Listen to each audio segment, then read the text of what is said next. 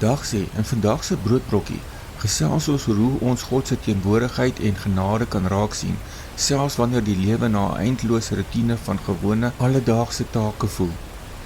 Ons skrifgedeelte van vandag kom uit Lukas 12 vers 7, wat soos volg lees: Maar selfs die hare van julle hoof is almal getel.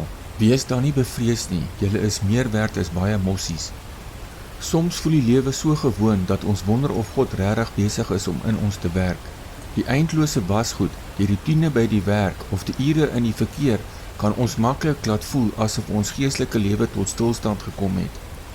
Tog sien ons in die skrifte dat God juis in hierdie oënskynlike onbelangrike oomblikke magtig werk.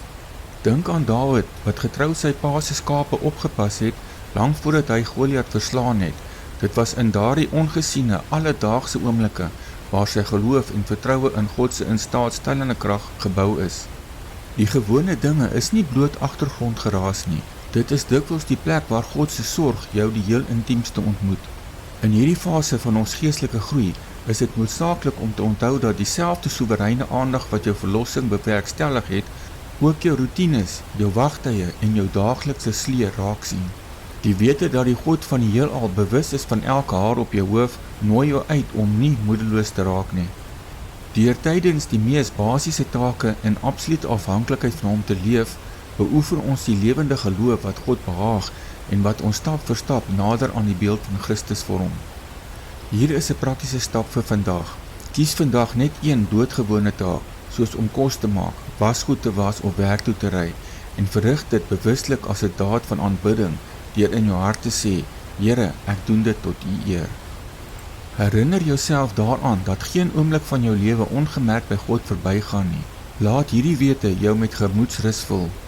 Om geestelik te groei, besluit vandag om in geloof te wandel, deur self die kleinste taakies aan hom op te dra as 'n geleentheid om afhanklikheid en getrouheid te oefen.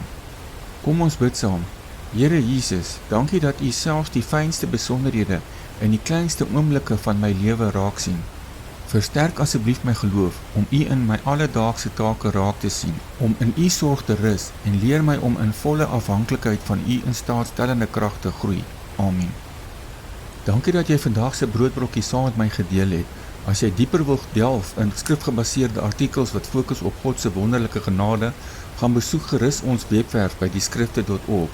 As vandag se boodskap vir jou iets beteken het, like asseblief die video, deel dit met ander en maak seker jy is ingeteken sodat ons mekaar môre weer hier kan sien. Mag jy vandag jou hemelse Vader se genade tasbaar beleef. Seëngroete.